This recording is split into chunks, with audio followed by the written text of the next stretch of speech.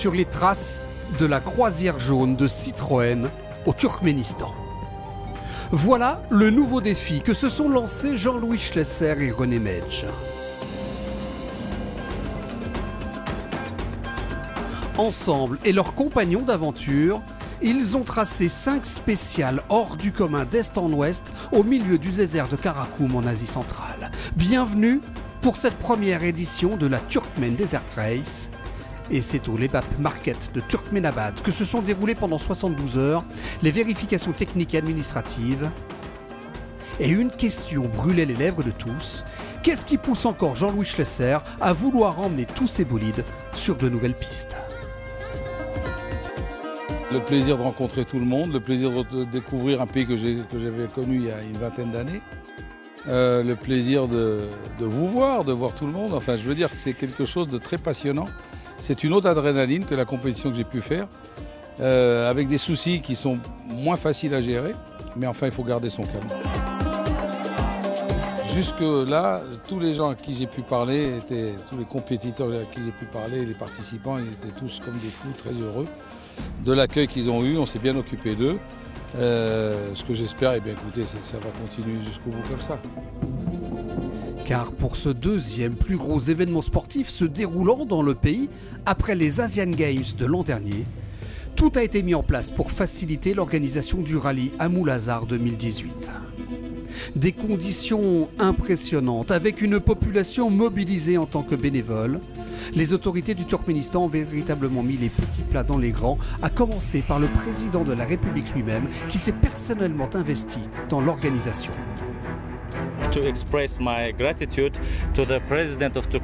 Je voudrais exprimer toute ma gratitude à notre président de la République du Turkménistan qui a initié cet événement et qui nous a donné l'opportunité de réaliser cet événement.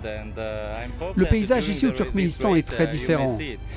Et j'espère que pendant cette course, vous allez avoir la possibilité de le voir. Par exemple, la majeure partie du pays est composée de déserts.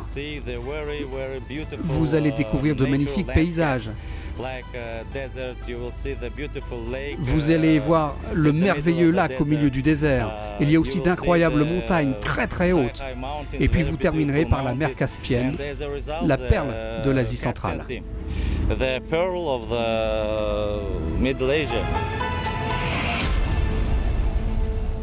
D'un point de vue sportif, on peut déjà parler d'un immense succès. Les concurrents se sont très vite intéressés au projet et la liste des inscrits n'a cessé d'augmenter pour arriver à un plateau riche et dense de plus de 80 participants. Le casting est plutôt réussi. Des types de pointe se sont donné rendez-vous sur ce rallye plein de promesses tels que le X-Red Mini de Nani Roma, le PH Sport de Harry Hunt ou le SRT Racing de Mathieu Serradori. On a pu voir qu'il y avait effectivement un beau plateau, donc on est très content de pouvoir se mesurer aux pilotes de pointe de chez Mini. On a une Peugeot aussi avec Harry Hunt et plein d'autres concurrents. Donc voilà, je pense que ça va être un rallye comme d'habitude compliqué et il va falloir être d'entrée aux avant-postes pour jouer la bagarre avec mes copains de devant. Le but c'est de gagner, mais il y a aussi les autres qui ont le même objectif que moi. Mais on va essayer d'être fort, on a bien fait notre travail, on a un bon team, une bonne équipe et on va essayer d'y arriver. Côté camion, catégorie toujours impressionnante, le légendaire team russe Kamaz va en découdre avec le team biélorusse Maz Sport Auto. Une autre usine russe se joint également au combat, le Gaz Red Sport. Les équipages d'Europe de l'Est vont donc croiser le fer, de quoi donner du fil à retordre à Ayrat Mardev, venu ici pour la gagne. Quand on participe à une compétition, c'est obligatoirement pour la gagner. Alors on est là pour ça. Notre objectif principal, c'est la victoire. Mais on va aussi en profiter pour faire des tests pour les épreuves à venir, pour les prochains gros rendez-vous.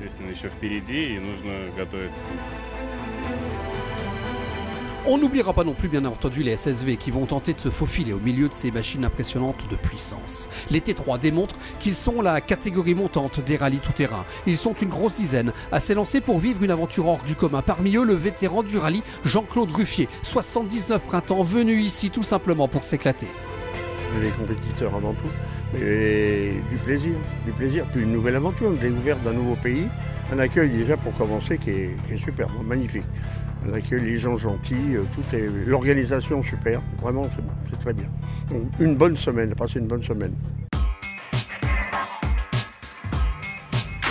Et pour passer une bonne semaine en rallye raid, il faut maîtriser tous les paramètres pour s'en sortir, à savoir le pilotage, la mécanique, la navigation, reconnaître tous les bruits du véhicule. Bref, tout est important. Il ne faut rien laisser au hasard, sinon on se retrouve vite sur le côté de la piste, le capot ouvert.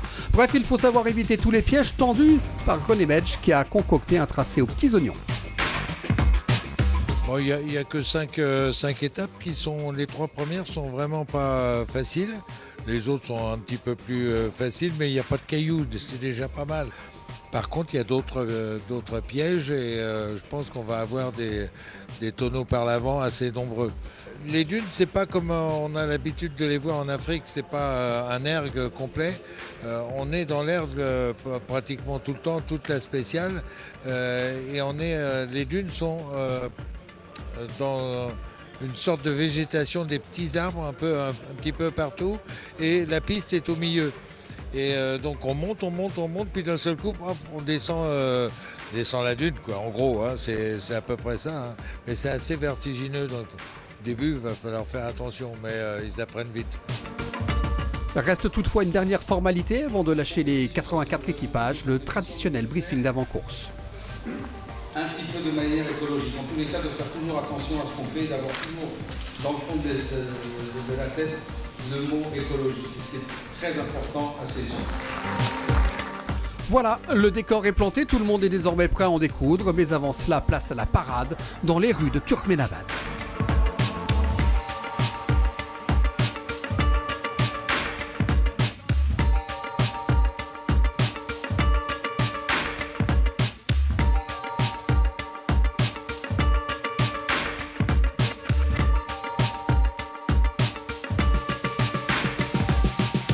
L'aventure peut désormais commencer. C'est une super spéciale de 9 km qui a ouvert les hostilités. Rapidité et vigilance étaient de mise afin de se mettre en confiance sur le début du rallye, avant ensuite d'enchaîner sur la spéciale du jour, longue de 247 km.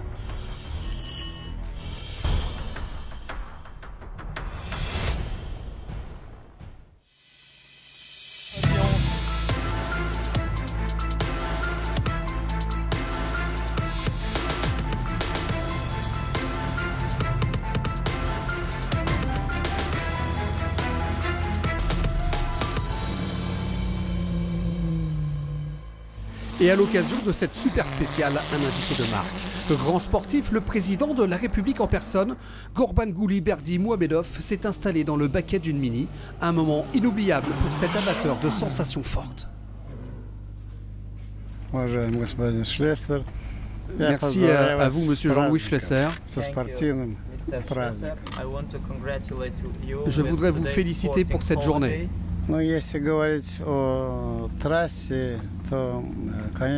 C'était très intéressant. Il fallait vraiment être très concentré sur la piste. Et tout au long de ces kilomètres, j'avais toujours en tête les proverbes de mes ancêtres. Et je souhaite une très bonne course à tous les participants.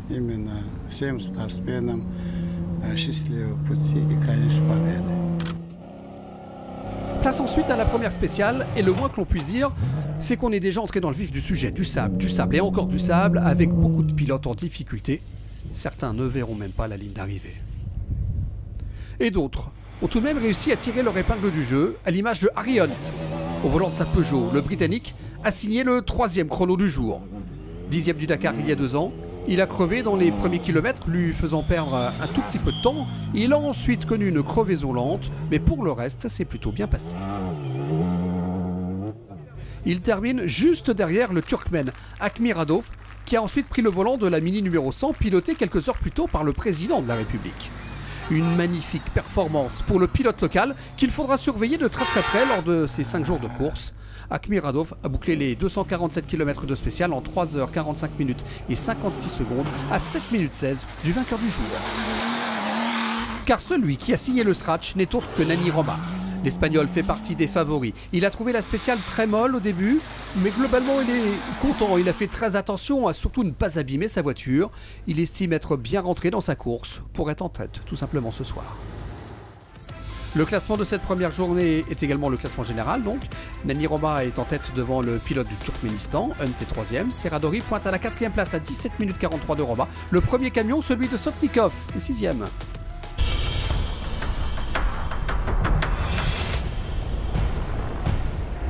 Allez, l'image du jour désormais, elle est signée Balázs Szalai. Vous voici à la place du pilote hongrois au volant de son Opel.